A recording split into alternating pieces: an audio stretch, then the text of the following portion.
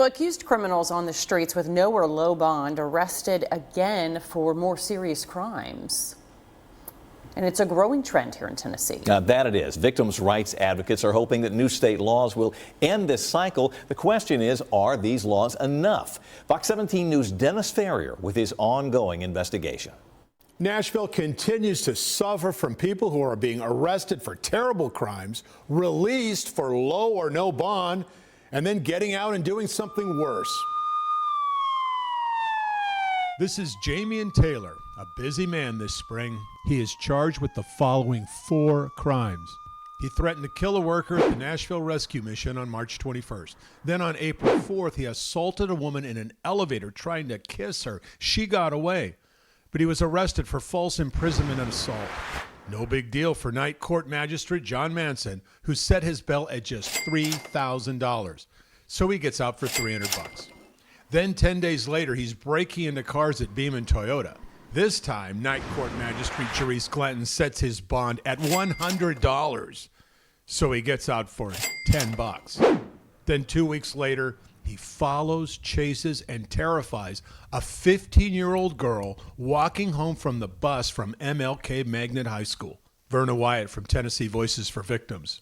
I can't even imagine the terror that that young girl still has, because she knows by the grace of God, he didn't get hold of me. Unfortunately, Mr. Taylor isn't an exception. He's the rule. One of the endless examples of low bond leading to high terror. Lou Wilbanks, Nashville activist who runs a popular social media site. They're turning around and getting right back out and doing the same stuff. And I mean, literally days after they were released. And that is frustrating. For one, it's concerning and scary. And who does? Even Nashville Chief of Police John Drake says it's unacceptable. Some of his officers have arrested people on consecutive days. And when the chief of police goes on television and says the criminal justice system is failing the people, I mean, it scared me, and just seeing his face. And that's got to be frustrating if they're doing their job and other people aren't. Majority Leader in the State House, William Lamberth.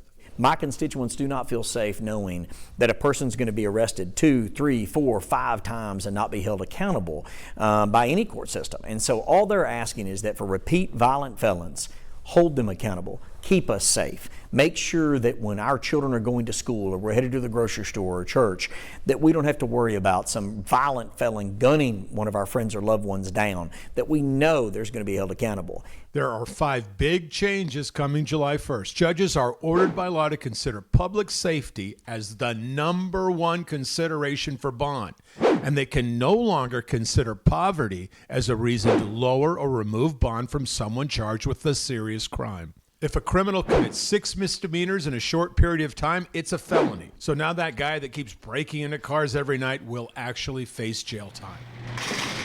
And if an officer stops someone who is in violation of their bond conditions, they can arrest them on the spot.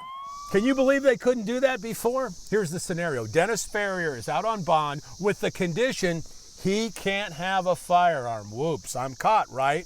Oh no, policeman can't arrest me.